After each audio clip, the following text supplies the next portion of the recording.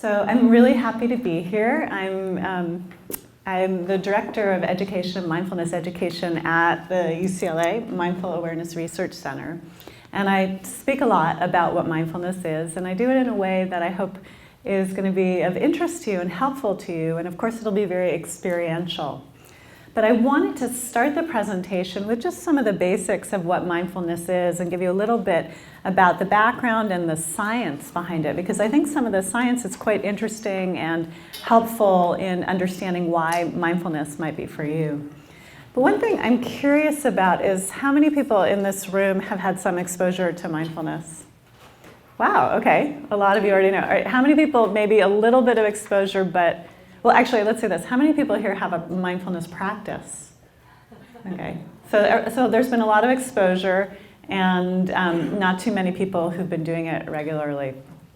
Okay, well, this will, you'll get more exposure if you've already had it, and some new, if it's a new practice for some of you. How many of you have done some other type of meditation, not mindfulness? Okay, so there's been quite a bit of this. Okay, great. Actually, so I'm curious if anybody's willing to say what brought them here tonight. Anybody willing to say yes? My husband keeps telling me that I don't remember anything he tells me. Her husband says that he doesn't remember anything he tells her. Or you tell him. I don't remember what you just said. She is not remembering what her husband tells her. So she's thinking that it might be helpful to be here to learn some skills and tools to boost the memory, which can be part of mindfulness. Yeah. How about other people? Yes. I have constant inner dialogue that I'm trying to overcome. Constant inner dialogue that she's trying to overcome. Anybody else have constant inner dialogue? Everybody's raising their hand. No?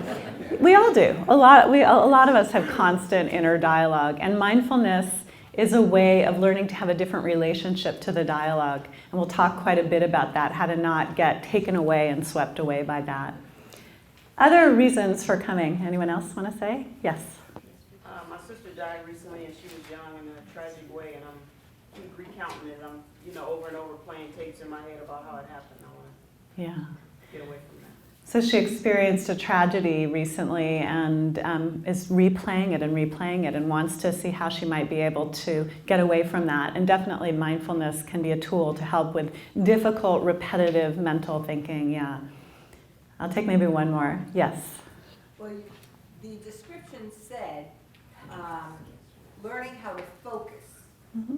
And I feel that oftentimes I forget things because I'm not focusing on what I'm doing.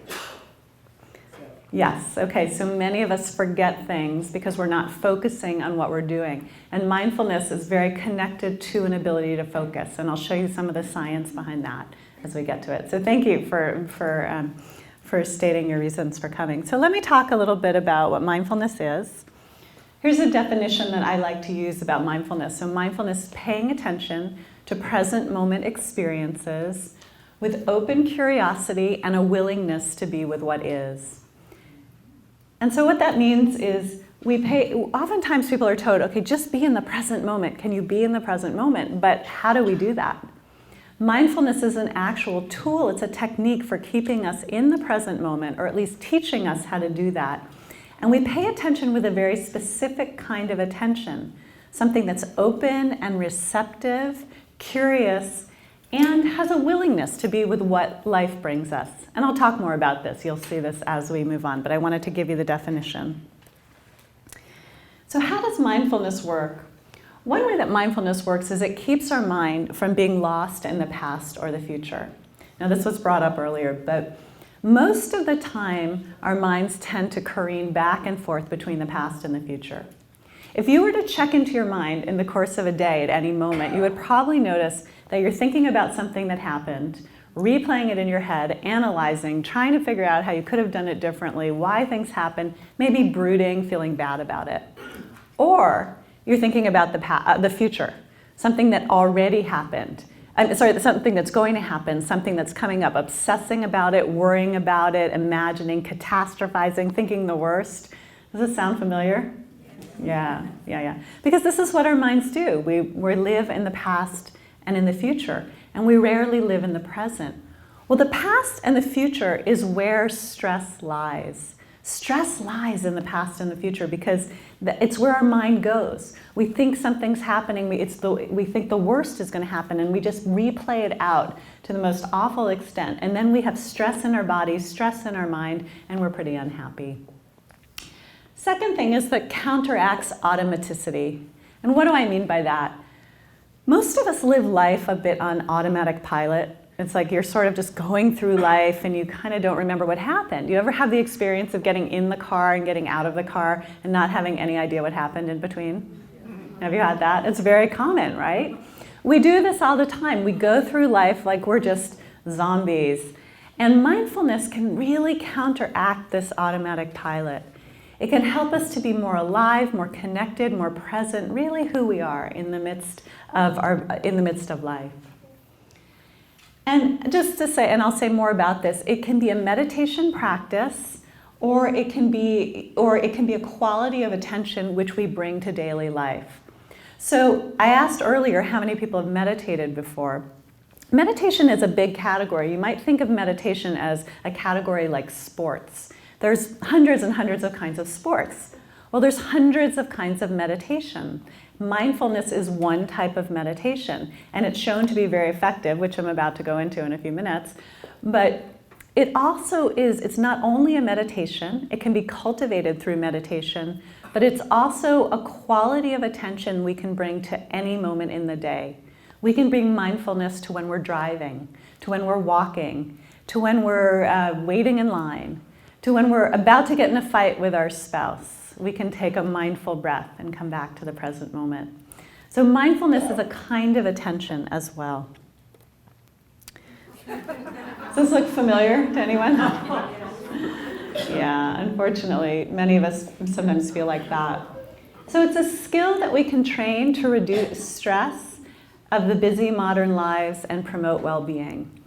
Mindfulness is how many people, by the way, how many people are stressed out? Raise your hand. A lot of you. So not everybody, and my hat is off to those of you who are not stressed out. How about busy? Who's busy? Everybody's busy. We're very important people. We have a lot to do, don't we? So this woman's a little overstressed out. And mindfulness, slightly, someone said yes. Mindfulness is a way of counteracting that busyness with a kind of non-doing. There's so much doing and producing and getting things done and accomplishing in our culture. And mindfulness invites us to just be. You know, we've become these human doings instead of human beings, right? And so how do we learn to come back into the present moment and just not have to do all the time? And when we learn that skill, when we learn to get quiet, when we learn to check into ourselves, it's a huge antidote in the midst of our busy lives. So here's the opposite, maybe, perhaps. And I'll just say that mindfulness is not something that is far out of your experience. It's something we've all had a taste of at various moments in our lives. So I'll just ask you this question. How many of you have spent some time in nature, and when you're in the midst of nature, you feel relaxed, at ease, connected, present? Raise your hand if you've had that experience. Yeah. So this is it. This is mindfulness. Mindfulness connects us to ourselves. It makes us present here and now. And so you've all had it. It's not some mystical thing. Or how about any of you in the midst of athletic activity, where you're really in the zone and you're right there present with your body? Who's had that experience? Really connected and present. How about in the midst of artistic endeavor, music or writing, or you're just with that creative flow? Or what about when you fall in love, if you remember? Being with that person for the first time, the real intensity and being present. You don't have to raise your hand, but you know what I mean, right? You know what I mean. This is a really, really kind of authentic experience that we all have of mindfulness. So I just wanted to kind of show you that it's something you already do and know. So mindfulness has been brought into health settings and shown that it has a powerful effect on a number of mental and physical health issues. I just listed a few here: cancer, heart disease, arthritis, autoimmune disorders, chronic pain, And then more mental health concerns, depression, anxiety, obsessive compulsive disorder, and a whole host of other things has been studied in the last really decade or 15, 20 years. So the last 20 years, the scientific research has shown mindfulness to address various health concerns. So let me talk about these specifically. I'll give you a couple of the studies just so you get a sense of what the mindfulness studies are about. One is in the area of physical health. So I listed the conditions that are helped by mindfulness. Generally, stress-related conditions can be impacted by mindfulness. So things like high blood pressure, really helpful to meditate and practice mindfulness. Boosting the immune system, increasing the healing response. So I mentioned a study here about psoriasis, what they did with the itchy skin condition that people have. The typical treatment for psoriasis is that people go into what we might think of as tanning booths, right? Where you get UVB light rays at the skin, projected onto the skin. Now, what was done in one of the research studies was they had some people receive the typical treatment and other people received the same treatment, but they listened to a mindfulness CD and they practiced along with it. Those people healed 3 times faster than the people who just received the typical treatment. So this was a very interesting study done a number of years ago, and it's been replicated and shown to be that mindfulness is quite effective.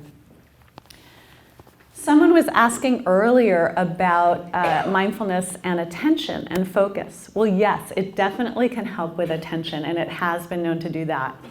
You'll see, in fact, when we do the practice, which we'll do in about 5 minutes or so, you'll see that mindfulness is about, one of the aspects of mindfulness is about learning to focus. So we did a study at UCLA about 6 years ago where we took adolescents and adults and had them go through an 8-week mindfulness training program. And these were people with ADHD, attention deficit hyperactivity disorder, or attention deficit disorder. And it was a small pilot study, but what we saw was that a significant improvement in the ability to pay attention. Now there's different ways of paying attention, but one main way to pay attention is called conflict attention. And conflict attention is when there's many things competing for your attention, and your mind is being taken all over the place. If you have ADD, it's really hard to stay focused. So if you're here in this audience, you might be paying attention to the lights or looking at other things or maybe looking at your phone or something. I don't know what actually. But with conflict attention, when it's trained, we learn to stay on one thing. And so the people in this study, that improved significantly. So significantly that when other researchers looked at the data, they said, well, what kind of medication were people put on? And they said, no, meditation, not medication. So, mindfulness and mental health. Mindfulness has also helped, as I mentioned earlier, with anxiety, depression. There's been a lot of studies looking at that aspect of mindfulness, including the studies that look at obsessive compulsive disorder. It fosters well-being and creates less emotional reactivity. Now, there's a very interesting study about happiness that was done just last year. And I love this study because I think it tells a lot about what mindfulness is.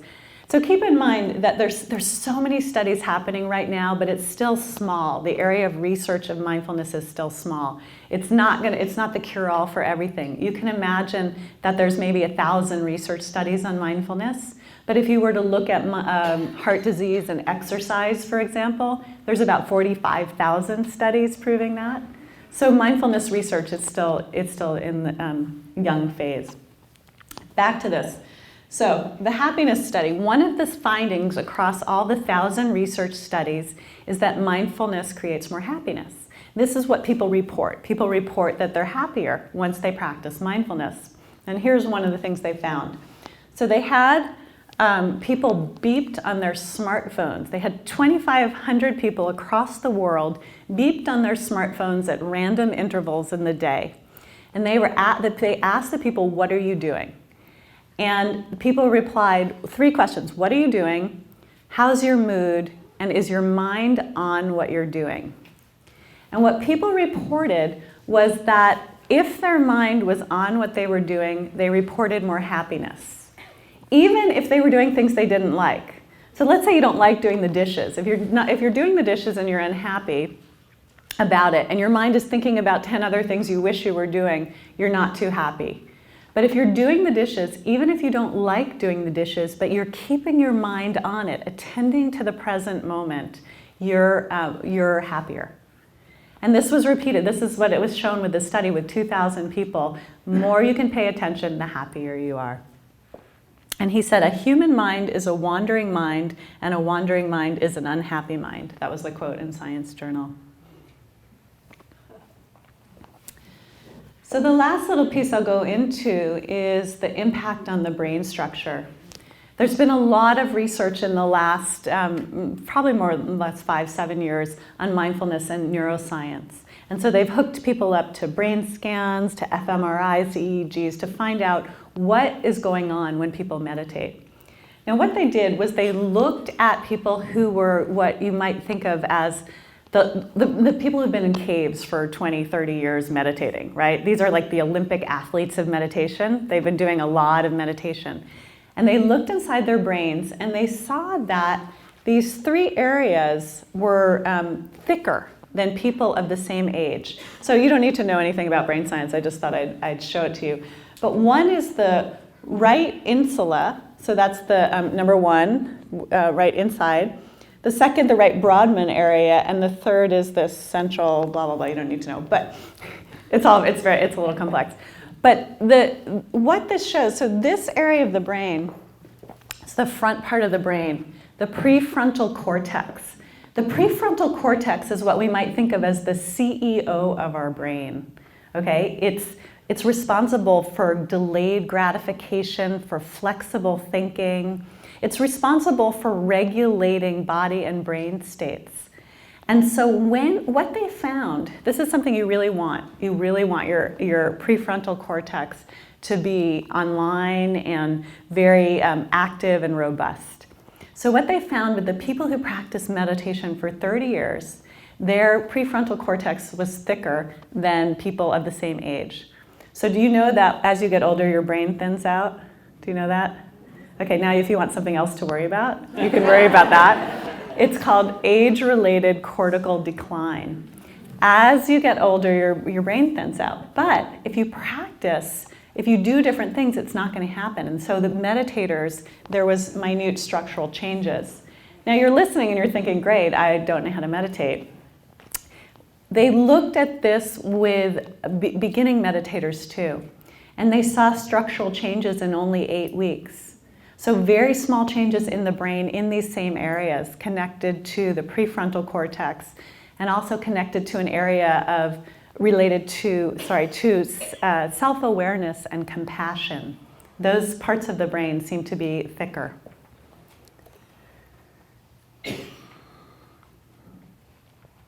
I'm not going to go into this too much, but this just to say that as we meditate, whatever you do, your brain can change. So if you practice a skill, at whatever age you are, your brain can change. And this is what the science of neuroplasticity can show us. All right, I'm going to go back to this later. I'm going to end this part of the slideshow by just talking a little personally. Mindfulness, as I said earlier, it's not something that's out of the realm of your experience. You've done it before, you've practiced it maybe. You may not have called it mindfulness, but you've had that experience. And I have a 2-year-old, and I've been watching my daughter as she's, over these last 2 years. And this baby, when she was a baby, and now she's a toddler, is incredibly mindful. And so not just my baby, but all children are like that, right? Have you noticed the way little kids, they bring this awe and wonder to the world.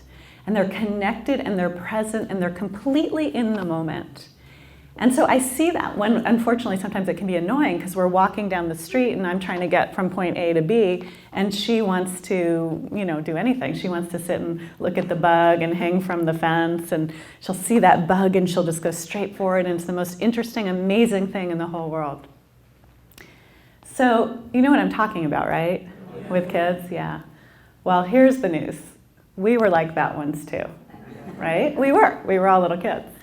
Now what happened? You know, you grew up, you got socialized, you got educated, lots of things happened, right? So mindfulness in some way is like a return. It's a return to ourselves. It's coming back to that part of us that we've had since birth, that we lose because life gets in the way in some way. And mindfulness it's something, I really think of it as our birthright. And so we're going to learn these tools that we're going to practice together to help us re-access a part of ourselves that is somewhere covered up, but it's right there. It's right there for us to find. Let's do it. Okay, so you're going to turn that off. And I've said a lot about mindfulness. Oh, wait, you don't need to. Well, Just automatically does it. okay. We get to listen to the... Okay. So any questions about anything I just said before we go into the experiential part? Any questions? Does it mean living in the utmost present? Is that what it means? I'm sorry, it's hard to hear because of this thing. Living in the utmost present. Is that what it means, mindfulness? Living in the utmost present, is that what you said? That's one aspect of mindfulness, present moment attention. Yeah, living in the present. And I often talk about it as having a particular kind of attention that we bring to the present. So remember I was talking earlier about not being in the past, not being in the future, but really being right here. I think that's what you're pointing to. Yeah, absolutely. Mm-hmm. I'm a piano student, and that demands that you live in the present. Yeah. You can't go anyplace else and play the piano. That's right. So she says as a piano student, she knows she has to stay in the present. You can't, there's no choice, right? You have to stay in the present. There are certain skills that you better stay in the present with. If you're, for instance, what if you're a tightrope walker? You better stay in the present, right? There are lots of skills that bring that present moment attention to us. Now, mindfulness also includes other aspects, curiosity, openness, this willingness to be with what is. You're going to see the different elements. And often mindfulness is connected to kindness, compassion, care. So there are certain skills that we develop that involve present time awareness, and you'll see how mindfulness is deeply connected to them. Yes? How does what you're talking about differ from Buddhist insight meditation? How does this differ from Buddhist insight meditation? Buddhist insight meditation is a big influence on the mindfulness movement, and mindfulness is in many ways derived from that, but it also includes other aspects of things. So we can look at mindfulness, seeing what's present of mindfulness in different other religious traditions, in poetry and philosophy. In the mindfulness movement, we draw from science. So mindfulness is very much linked to Buddhist insight meditation, but it's certainly a secularization and drawing from other aspects of things. Yeah. Yes. If you practice it during daytime, do you get any benefits of better sleep? Who has sleep problems here? Yeah. I mean, it's such a common thing in the culture. Yeah. People report that mindfulness can help with sleep. We're actually doing a study right now at UCLA. It's going to be starting in, I think, May, on mindfulness and sleep. And there's been a few studies linking it to improved sleep. And actually, they're going to be looking for volunteers for that study. So if you're interested, I'll give you all the information about our center at the end. You can look into that.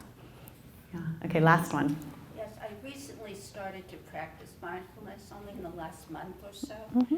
And the greatest improvement I've seen so far is that a long history of insomnia is no more. Uh-huh. So here's a living proof right here. The end of her insomnia from a month of practicing mindfulness. How wonderful. Thank you for saying that. Yeah. Okay, so enough talk. Let's do it. Okay, let's practice it. So we're going to do a basic meditation. That is the kind of foundational practice of mindfulness. That is something that if you decide you want to go back and do more of, that you would kind of do what we're doing right now. just a really simple breath meditation. I'll teach it to you. We'll do it. I'll guide you through it. And this is the basics of mindfulness to get started. So I just invite you to settle back on your chair. And if you're comfortable, close your eyes. You do not have to meditate with your eyes closed, but it can be quite helpful. And if it doesn't feel comfortable, then leave them open, but have them looking downward with a soft gaze.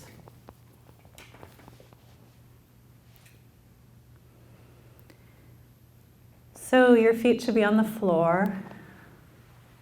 Your back upright as much as possible in these chairs, but at the same time being comfortable. So not too rigid, not too tight, just comfortable. Your hands can be resting wherever is comfortable, on your legs, on the arms of the chair, in your lap.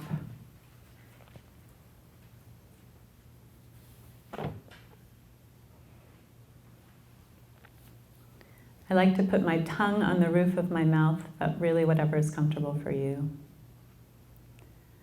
So let's begin by noticing our body present on the chair.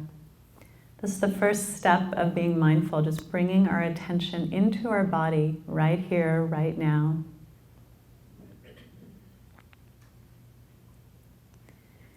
You can notice your feet on the floor and what that feels like to have your feet on the floor.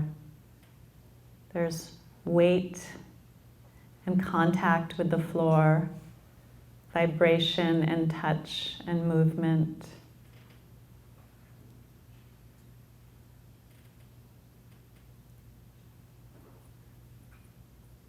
And then notice your legs in the position that they're in. And then notice where your legs touch the chair.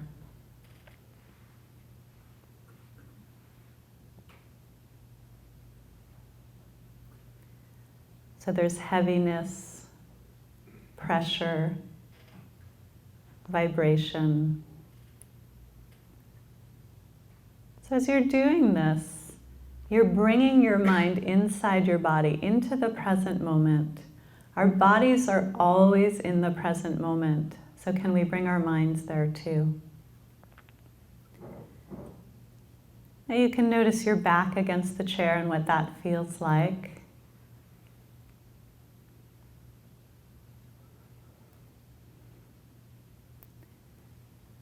And bring your attention into your stomach area and see if your stomach is tight or tense. And if it is, allow it to soften a little bit. You can breathe more deeply into your stomach area.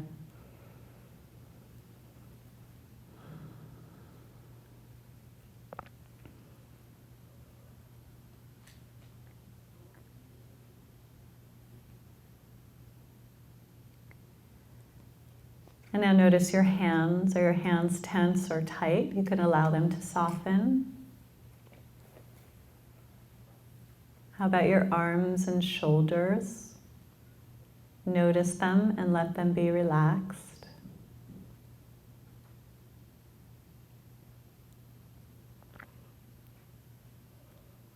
And then notice your jaw and throat and face. Soften your jaw. Soften your facial muscles.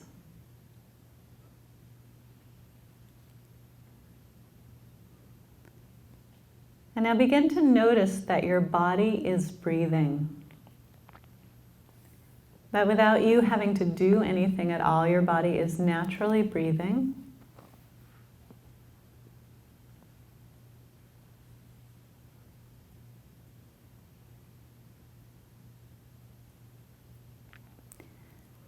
See if you can find your breath in your body and let the breath be natural. Don't try to elongate or shorten it.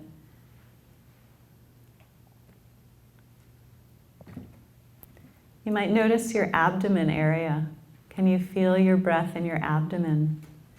There's a rising, falling sensation, expansion and contraction.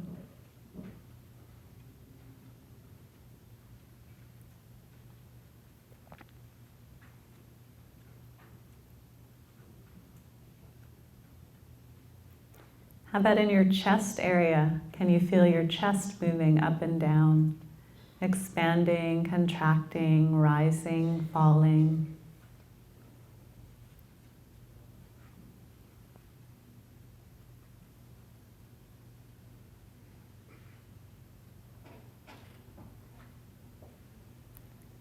And now notice if you can feel your breath at your nostrils.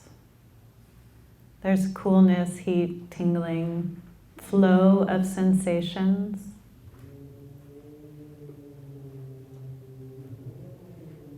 Now if there's sound, just let sound be in the background. And try to focus on your breath. Finding your breath in one of these spots, abdomen, chest, or nostrils. Letting your attention come to rest. Choose one, and it doesn't really matter which one you choose. Choose the one that is the most obvious to you or the easiest, most compelling. So see if you can feel one breath at a time, one breath after the next.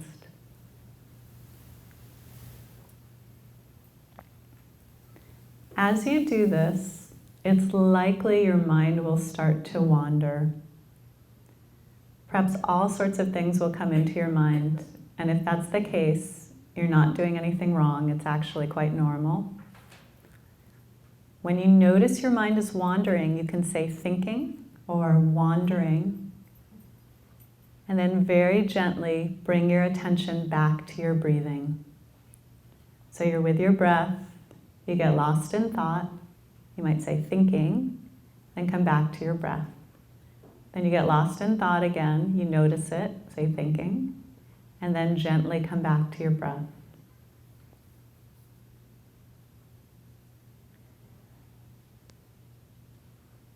If you notice you're sleepy, that's fine. See if you can be aware of being sleepy. If you're feeling restless, notice that. Whatever takes you away from your breath, become aware of it, and then come back to the breath.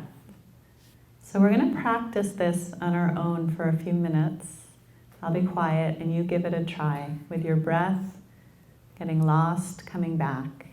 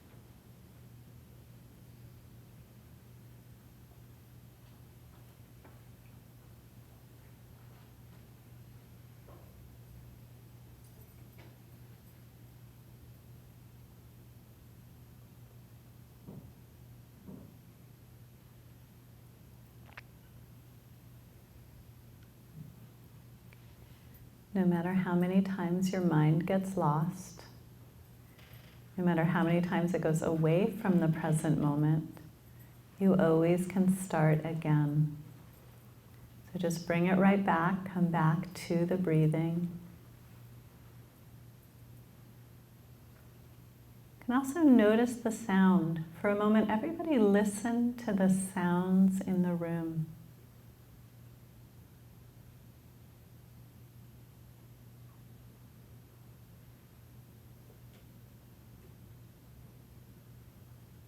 Some sounds come and go. Some sounds seem more constant. We don't have to be in a completely silent place to meditate. We can just come into the present moment through listening.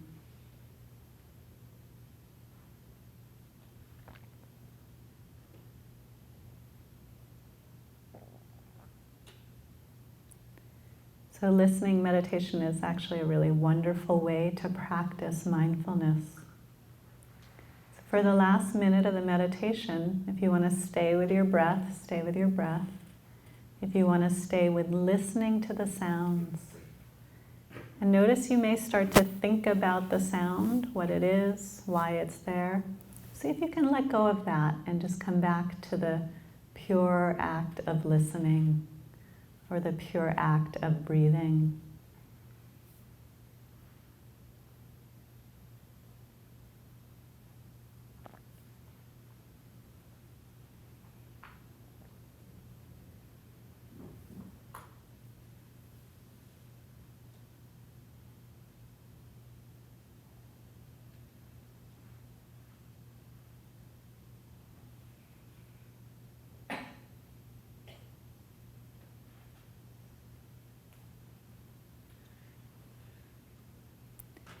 And then take one more breath with awareness.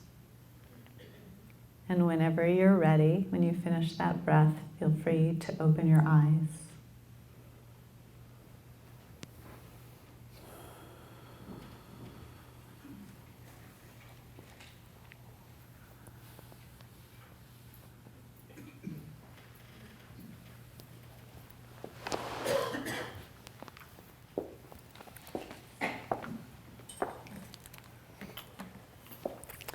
So let's hear from you what that was like, what happened, what did you learn, what questions that might have come up. Yes. I smell so good. Oh my God. It was like a perfume commercial, but it was so, when I was breathing in really deeply, it was like it was traveling the scent. It was just magnificent. Wow. Okay, so what she said was, she said, I smell so good.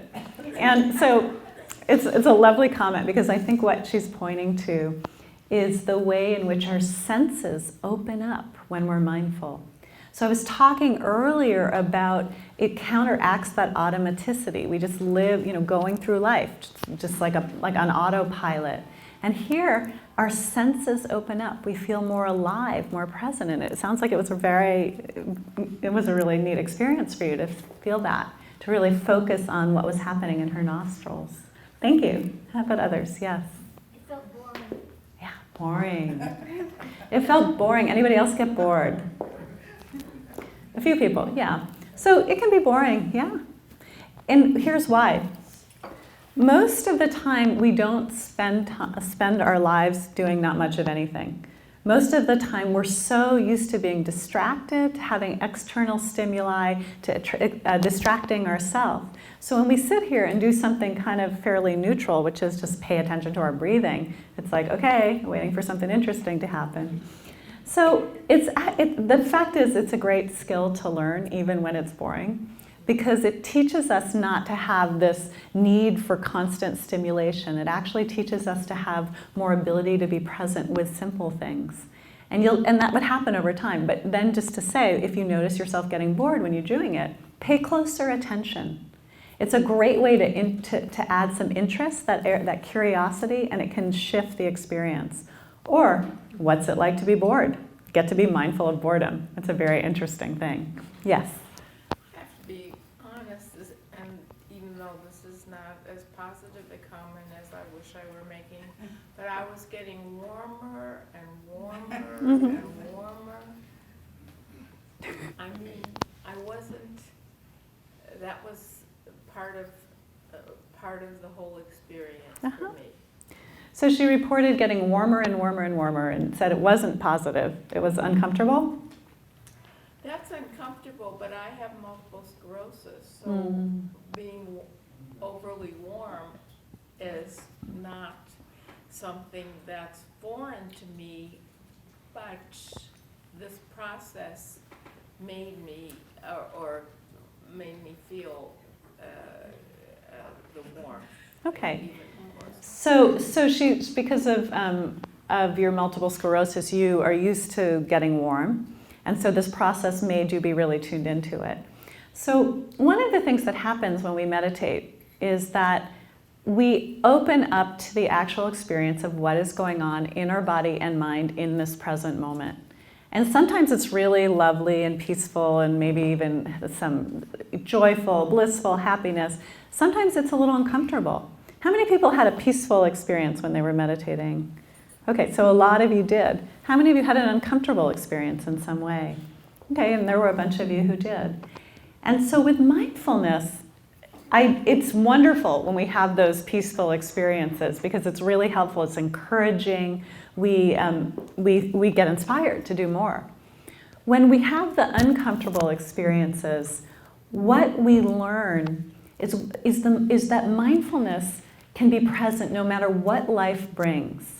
That we can learn that capacity to be present with life, whether we have difficult things or easy things in life. And it's an incredible skill to learn, to be able to be okay with no matter what life brings. And so that's what we're doing here. We're not trying to have a specific experience. We're trying to learn to be present in the midst of all that life brings us. So thank you for sharing that. Yeah. So, I was wondering, since mindfulness is paying attention to the present moment on purpose, and the present moment is continually coming at me, and once the present moment is gone, I have to be aware of the next present moment. How does it relate to the future? Wow. That was an intense question. Let's see how I can answer that. Yes, the present moment is continually changing. And so when you say, how does it relate to the future, what are you actually asking? What makes you ask that? It's just that somebody told me that mindfulness is correlated with the future and what's going to happen in the future, in the immediate future. I don't know if there's any truth to that. That's why I was asking you. Yeah, I'm not exactly sure about that particular correlation. What mindfulness does is mindfulness keeps us present, and then when we face whatever comes up in the future, we're right there. We're available to be there for it. We do, by the way, some people say, how can I be mindful all the time? What if I have to plan, or don't we have to plan to live life? And of course you do. So the future is always, it's relevant, it's important. You don't have to be mindful every second of the day, but you can be present, and then you can go back to doing something that involves future planning or past thinking, and then you sort of take a breath and come back to yourself. I don't know if I'm getting exactly at your question, but I'm just trying to touch on it a little bit. Yes? I'm meditating almost every night and following your advice, but and I've read The Power of Now, etc. The only thing is that while it is almost impossible to stop thinking and only feeling something, when this thinking comes back, you stop, you sort of feeling only, it's almost impossible because of how to reject all this thinking coming in. Okay, so this is a really important piece about mindfulness. You're not trying to stop thinking. I don't know if you've heard that about meditating, that you're supposed to get into this blissful state and your mind is supposed to stop. That is not what happens, at least not in this particular kind of meditation. What happens is thoughts keep coming, because that's what our minds do. In the same way that our heart pumps blood, our brain is thinking. And so what we learn is that when our thoughts take us away, that we come back to the present moment. So it's fine to be thinking, as long as you're aware that you're thinking, and then you just come back. and you learn to let go. I want to give you this analogy because it's really, really helpful. Let's imagine that our brains are, let's imagine that our thoughts are like trains, okay? So let's say that we have a thought train and the train is just going, going, going. So you start thinking about something.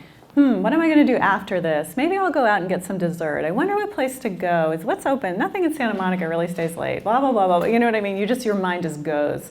Or you hurt yourself and you think, oh no, this is really serious. What's going to happen? I'm going to have to call the doctor. This always happens to me. Do you know what I'm talking about? The way our mind just kind of goes? Yeah? Yes? Okay, let's imagine that's like a train. So what we typically do, and you may have saw this when you meditate, is that we can think of it as you get on the train. You're meditating, you get on the train, and the train leaves the station, and you're 20 miles down the road, and you've just been lost in this thought, caught in the grip of this thought. There's another option, and that option is that the train leaves the station, but you stay on the platform. Do you see what I mean? That thought is still there. You're not stopping your thinking. It's going, but you're not on it. You find this place of awareness, of centeredness, of groundedness. The thought is still going, but you're not in the grip of that thought. So there's a really amazing bumper sticker. I don't know, I've seen it a lot. The bumper sticker is this: don't believe everything you think. Have you seen that? Some of you know that, but I used to live in Berkeley, California. I saw it all the time. I moved to LA. I don't see it very often. So mindfulness is that invitation to not believe everything that we think.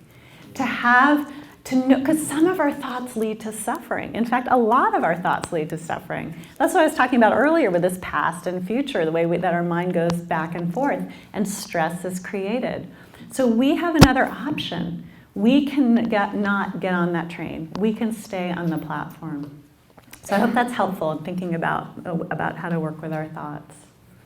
In the back. I like your cloud one as well. That's a good way. Because I go to the UCLA. Oh, great. The Hammer Museum? Yeah. So shall I share it with everybody? Okay. So she said there's another analogy that I use. It's about we can imagine that our minds are like the sky. They're wide open and spacious and vast. And all of our thoughts are just like little clouds floating by, right? The clouds are just going. Some of them are rushing past. Some of them are sticking around for a while. But the clouds don't disrupt the mind. They just cover it up. They don't disrupt our awareness. They cover it up temporarily. And maybe we'll do a little meditation before we end where I'll bring that in because it's a helpful reminder. Yes? What's the relationship between secular mindfulness meditation and let's say Buddhist meditation where there's like progressions of insight and the goal of enlightenment? I mean, you just meditate in secular meditation? There's no particular goal or no particular progression? I think that the way mindfulness is brought out in the culture these days, it's a lot to address levels of stress that people are currently facing, okay? And so much of what we're doing is just dealing with this bottom line: how do we be less stressed out, more happiness, more ease, more well-being? And as people do that, they gain a different relationship to how they live in the world. And probably that, I would say, is one of the main goals in mindfulness teaching. What I've experienced with students who go more deeply into it is they're having a wonderful meditative experiences and understanding and insight. But that map, if they're interested in those kind of maps, I would steer them more towards traditional maps than what's happening in what we're doing. Yes? One quotation keeps coming to my mind, and I'm wondering whether there is an analogy between what you're saying and a quotation by Mark Twain, who said, "I've been through a lot of problems in my life, most of which never occurred." Yes. And I feel like perhaps there's some connection. Absolutely, absolutely. So did everyone hear that in the back? She said, there's a famous quote by Mark Twain, I've been through lots of difficult experiences in my life, most of which have never happened. And it's a very famous quote, and it's exactly what happens with our minds. We create tremendous suffering in our minds, and it may have no basis in reality. There's an incredible statistic. I'm hoping I get the statistic right. It may be a little off, but I think it is 80% of what we worry about never comes true. 80%. So think of all the worrying you do, all the things you suffer about, and it never comes true. And the second part of that statistic is, of the 20% of the things that come true, something like 85% of people report that they handle it better than they ever imagined they would. So even when you, anyway, so you get the point. So worry is a huge issue for so many of us, and it causes all this suffering, just like Mark Twain was pointing to. And there's other ways to approach life. Yes? Can you talk more about, other than meditation, how do you use some of those techniques of bringing yourself to the present in your everyday? Yes. Okay, I'm so glad you asked, because that's where I was heading. She was asking, how do we bring mindfulness into our daily life, not just by meditating?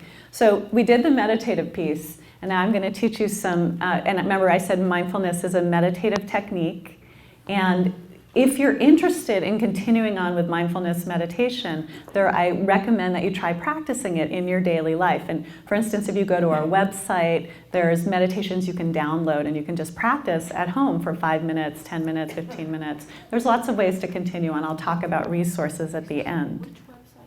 Our website is the Mark website. I'll give you that resource at the end, and there's also brochures out there, flyers that give you that information. So, I also said mindfulness is a quality of attention we can bring to any moment. So that means you can apply mindfulness. I can apply mindfulness right in the second. Right in the second, I'm noticing myself standing here. I'm feeling my feet on the floor. I'm having an awareness that I'm holding the microphone. I'm being mindful. I'm not meditating. Am I meditating? Not really. I'm applying a quality of attention. And what this does is it can absolutely shift my experience. And so I want to teach you, so from being caught in the stress and the worry into being more present, relaxed, at ease, joyful, happy, etc. So I want to teach you a little practice. This actually is on the thing if we want to pull it up, so as I'm talking. This is a practice of being more mindful in the midst of life. And the practice is called STOP. And it stands for, oh, now we get the sound, right? Let's take a mindful breath as we listen to the sound coming down. Let's listen mindfully, ready? We can listen to the sound just like we did earlier. Why not? Okay, great. Let me get this up for you then. I'm just going to warm up for a minute. I'll be writer. Okay, no problem. Sorry. Well, I think I'll just leave it up for now so you don't get I don't want to make you more stressed. I don't want you to leave here feeling more stressed because the thing keeps going up and down, right? Okay. It'd be bad if you left the mindfulness meditation workshop more stressed. Okay. So this exercise that is something that you can take home with you that's tremendously helpful for bringing mindfulness in daily life, and it's called STOP. And it stands for stop, take a breath, observe, and proceed. So what that means is you're in the midst of your daily life and you have this sense that it would be good to be mindful, or maybe you're about to have a stressful meeting with someone or something. Anyways, stress is appearing in your life, or you just want to remember to be mindful. So you sort of stop can come to mind. Stop just means stop. It doesn't mean freeze. You don't have to freeze. It means stop the flow of mental activity. Take a breath, you can do that, and then observe. This is the part I have to teach you so you get that, and then I'll show you in a moment, and then proceed, get back into life. Now the whole thing will probably take about 6 seconds, but first I'm going to teach it to you, so it's the meditation itself is going to take a little bit longer, so you get the picture. So let's close our eyes, and I'm going to show you the different things that you can observe. And observe doesn't mean look. Observe means observe internally and feel and sense in the way that we've been doing it. It's really about how to be mindful. So begin by noticing your body present on the chair. Notice anything that's obvious to you about your body, any body sensations. You might notice weight, or movement, or pressure, or vibration. There might be itchiness, there might be warmth or coolness. Anything that's happening in your body, you can observe. You might even observe your breath.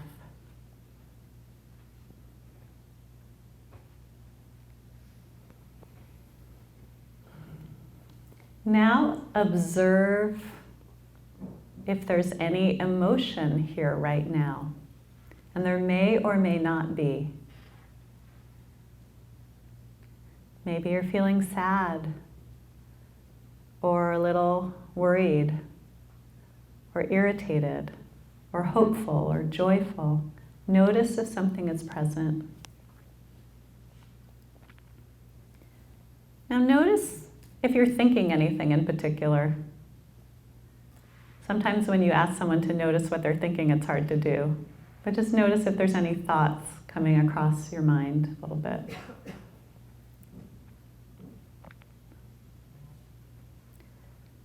And now notice your mood, or how you're feeling any kind of state of body or mind, like you're sleepy, or you're restless, or you're bored, or you're at peace. Notice.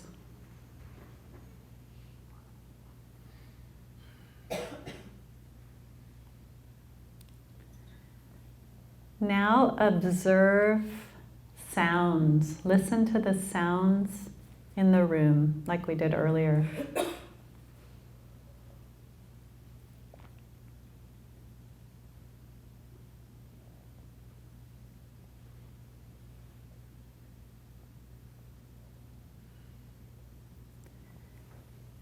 And finally, open your eyes and notice whatever there is to see. See if you can observe visually with mindfulness.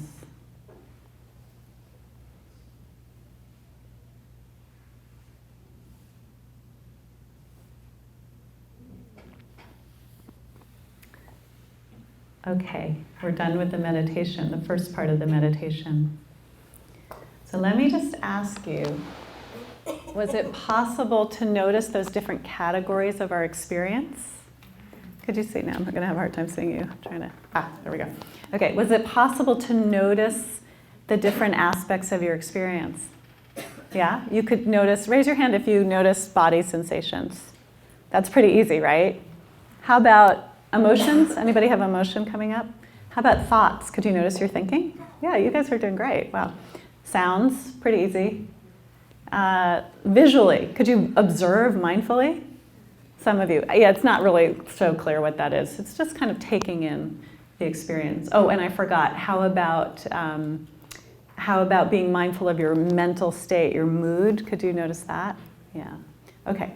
So those are all sorts of things that we can be mindful of, but let's say you only have 3 seconds to be mindful. And you're going to stop, you're going to take a breath, and then when you observe, you're going to observe just one thing. And you only have 3 seconds, 4 seconds, whatever amount, because we're busy people, remember? We're all really busy. So let's see if we can practice this when we only have a few seconds. When I ask you to observe, you'll observe anything. You might observe a body sensation, an emotion, a thought, a sound, etc. Okay? So you're in the middle of your life, you stop, take a breath with your eyes open or closed. Observe something happening in the present moment, and then proceed. We're done. One more time, stop, take a breath, eyes open or closed. Observe something happening internally or externally, and we're done. proceed. Okay. Anybody want to say what they observed in one of those times? Just shout it out. It doesn't matter. What did you observe? The dishes. The dishes? Wait, no, that's not what you said. Sorry? I said your example previously about not liking to do the dishes. Uh-huh. I used that as an example. You focus in on what the task at hand. Okay, so you had a memory of, you started thinking about doing the dishes with mindfulness. Yeah. Okay, that's another approach. I'm going to get to that in a minute. But you noticed that your mind was heading there. Yeah. What else did anybody notice? Bodily sensations. Bodily sensations. Anybody notice your feet on the floor, your back on the chair, those kinds of things? Yeah. How about emotion? Anybody notice an emotion? Peace. Yeah. Peaceful. Okay. So this is the really simple take-home one that you can take home. Stop, take a breath, observe, proceed. Bring it into your day. Bring it into your day and see what happens. I've taught thousands of people mindfulness, and I'll tell you this is one of the most helpful things. They go home, they remember it. They remember to stop, and it can change your experience. You can go from stress to relaxation in a moment. Someone was mentioning doing the dishes. You can do the dishes with mindfulness. You can take an activity and be really attentive.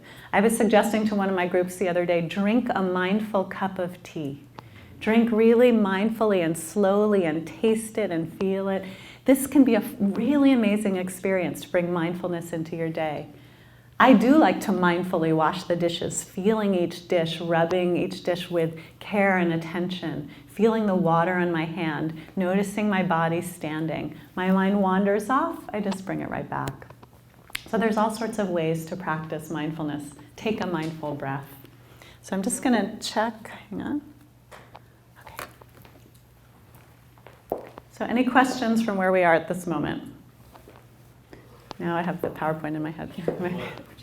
Okay, I think it's all right. We'll leave it. Yes? In mindfulness, does diet or nutrition ever enter into the picture? People report that as they begin to be more, he was asking if diet or nutrition is in the picture. It's not explicitly part of mindfulness, but what people report is as they practice mindfulness, they're bringing more care and attention to their body and mind, and they start to want to treat it well. And so oftentimes people report changes in diet towards more healthful eating because they're feeling more mindful and connected to themselves. But it's not explicit, yeah. Mm-hmm. I'm going through an experience right now where my dog that I love is like 15 and a half and he's beginning to decline. And I've noticed that I can get out of the moment anticipating the end and feeling sad, but then I realize I'm missing the present moment where he's fine. He's just at a different stage.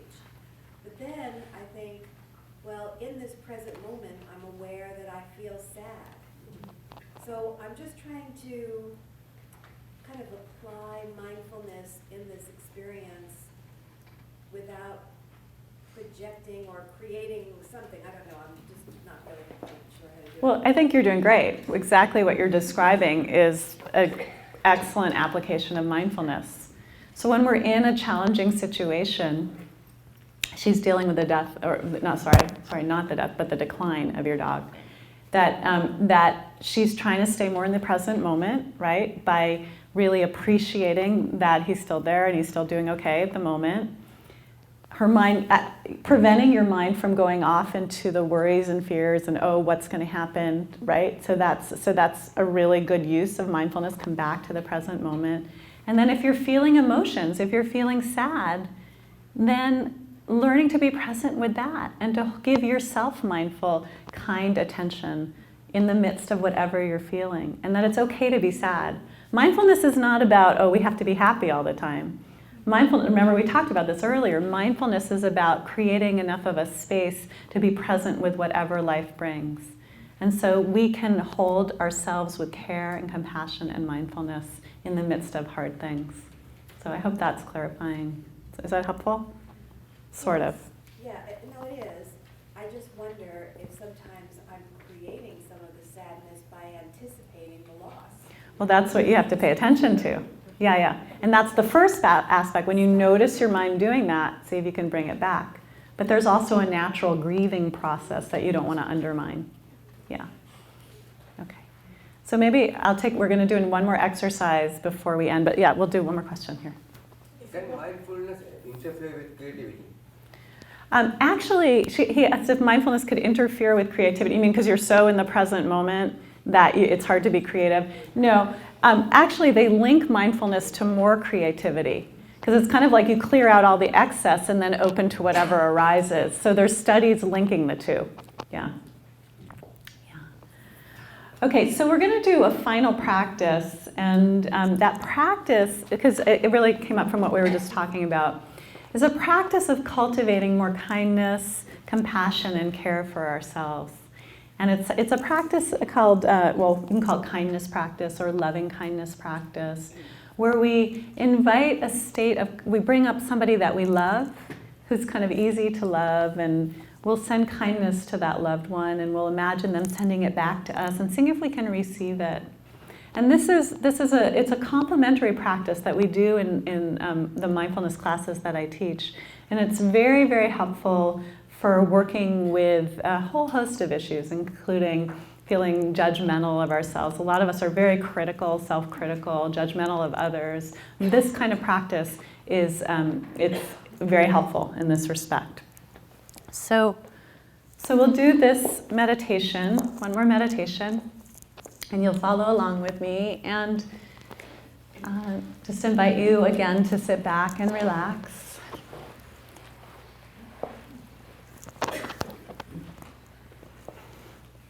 Taking a few breaths.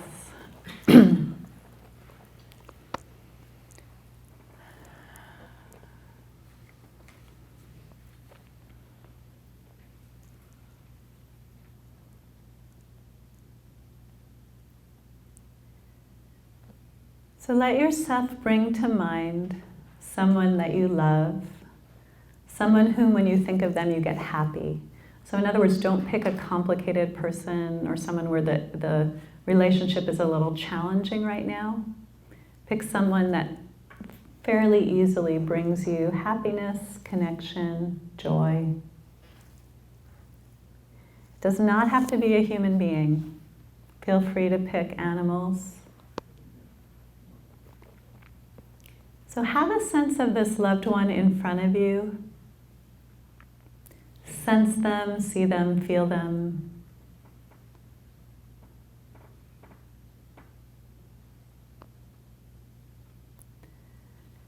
And now we'll use some words which we'll send out to this loved one, and we can imagine it coming from us. And feel free to be as creative as you want. You might have images, light, color, sense of anything. Just let yourself be creative. You can use my words, repeating them in your head or your own words. May you be safe and protected. So we repeat them silently in our mind. May you be happy and peaceful.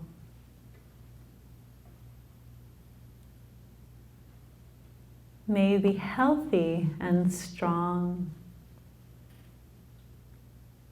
May you be at ease. So imagine coming from your heart is whatever feeling you're having. Let that loved one be here. And as you sense that loved one, notice what happens inside you just by bringing them up in your mind. Maybe there's a feeling of warmth, connection, a smile in your lips, or really sense them in front of you. And now let that feeling that you're having flow towards this loved one in your mind. May you be safe and protected. May you be free from all stress and anxiety. May you be joyful and at ease.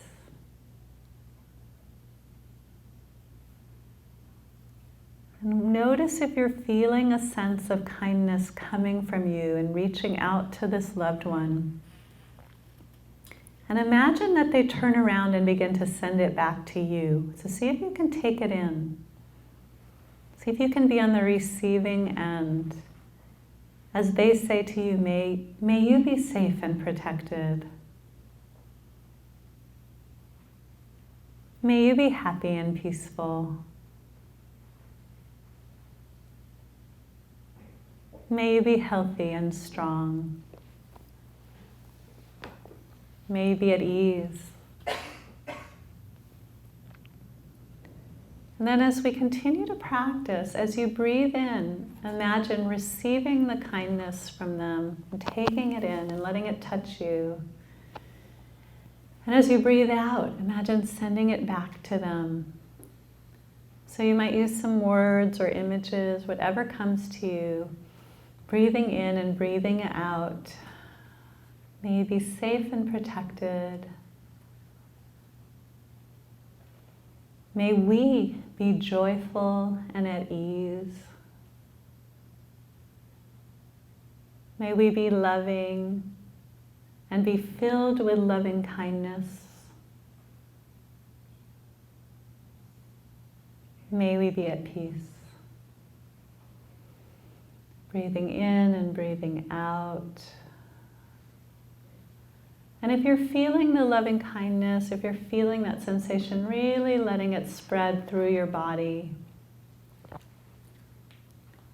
And if you're not, noticing what's present and letting that be here. And you can say, for whatever it is I'm feeling, can I hold this too with kindness? Whatever I'm feeling. And breathe. And now pick one more person or set of people whom you'd like to send this kindness to.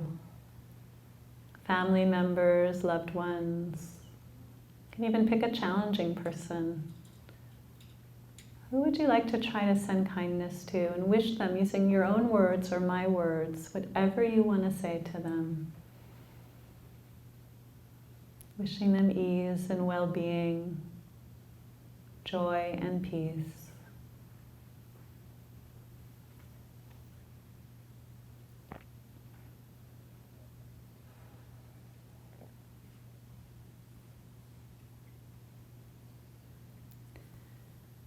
And now check back into your own self right now in your body, heart, and mind. Notice what you're feeling. If there's feeling of love and kindness, really let it be here. If something else is present, let yourself be exactly where you are. Exactly where you are. That's the most mindful and kind thing you can do for yourself. Be exactly where you are. And notice your body present on the chair. And then when you're ready, you can open your eyes.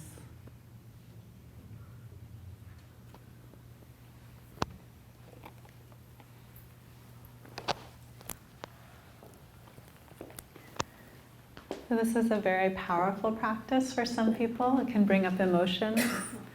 It's a very loving practice, and it's going back to the neuroplasticity that we talked about earlier, where that we can actually change our brain, that we can cultivate states of being, mindfulness, compassion, kindness.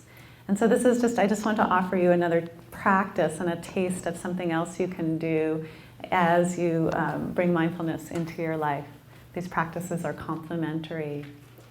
So I'm not going to, we're coming to the end right now, and what I want to do is simply give you some resources, tell you what's going on with us. This is our website. There is a poster out on the table when you leave with our website and also all of our upcoming classes. So we have lots and lots of classes coming up starting in March. We have an introductory class called MAPS, Mindful Awareness Practices, and it takes what we did and goes much more into detail over 6 weeks, and it's really helpful for getting your own daily practice.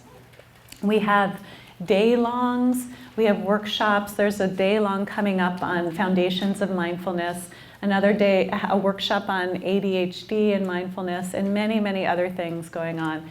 We'll offer retreats and programs for youth. We have a teen retreat in the summer if you're interested. All of this is on the website, marc.ucla.edu. I put a little picture. This is the book that we did on mindfulness called Fully Present, and they have it at the library here. And so I'm happy to stay at the end and answer any questions. Feel free to take the information on the way out. And I just want to say it's been wonderful to get to know you all, and I wish you the best.